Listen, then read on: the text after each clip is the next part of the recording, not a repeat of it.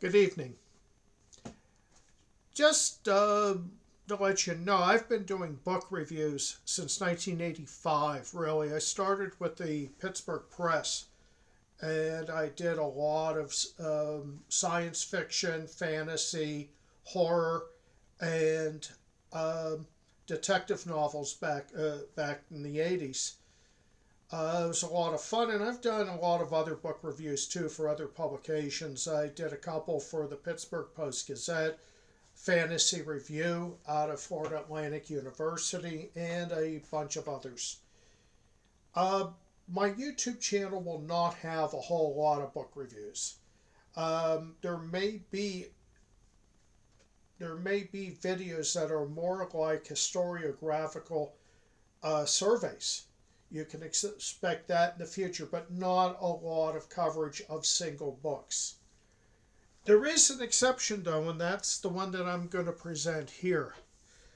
Since I teach American government on a regular basis and political science in general, the vast majority of my work is teaching political science. I was very interested in a book that was recently released, Original Sin by Jake Tapper and Alex Thompson. And what it covers is the mental and physical deterioration of President Biden during his term and the basic cover up of his increasing decrepitude. That it starts in the White House, of course, but there were also partners in the media that that were completely complicit, as Tepper and Thompson admit. And when the book came out, I was very interested. I actually pre-ordered it, and I'm glad that I did.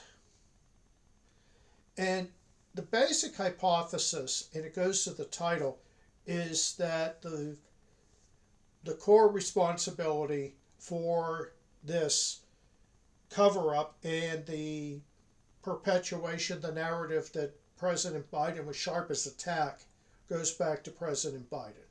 This is the original sin of the title.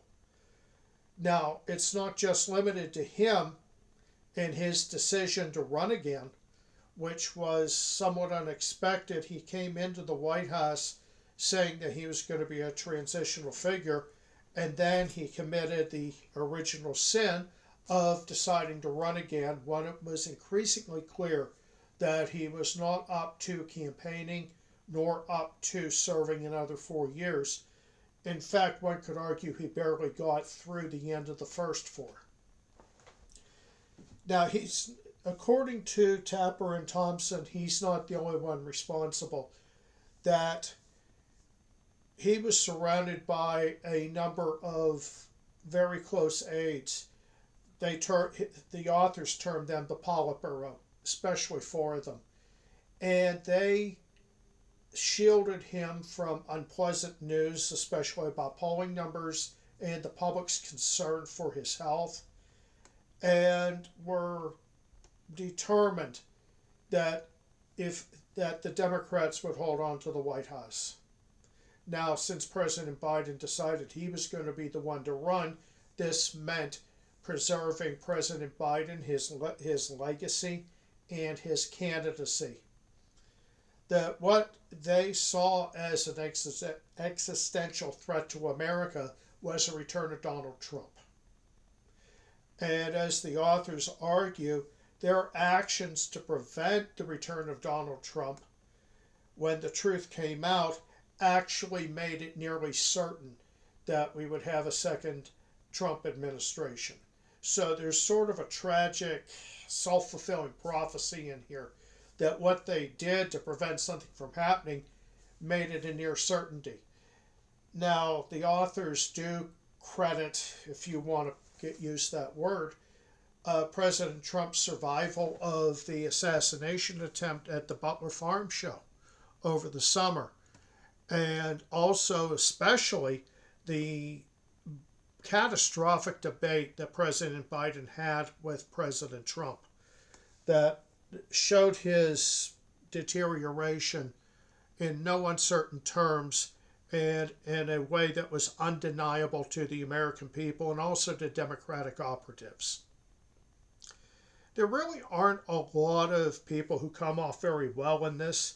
The Politburo, especially Biden's staff. Left unsaid is, where was his cabinet? Well, one of the things that is said is that they had less and less contact with the president as his term went on. It makes you wonder why they weren't pressing a little more. Where is this guy?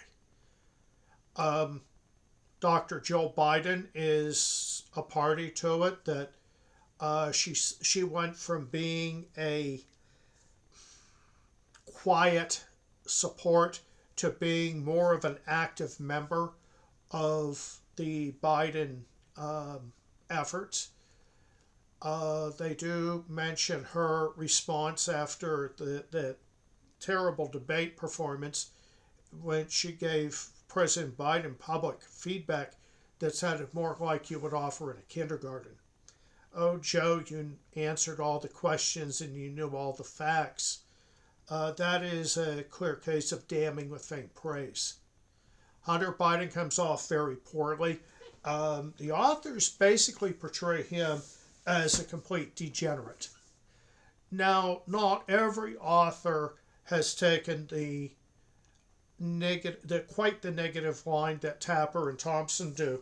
For example, in Uncovered by Steve Krakauer, who used to be in charge of social media for CNN, he knew Hunter Biden as a friend and a neighbor, and his portrayal was more sad than anything else. He's a man caught up in addiction.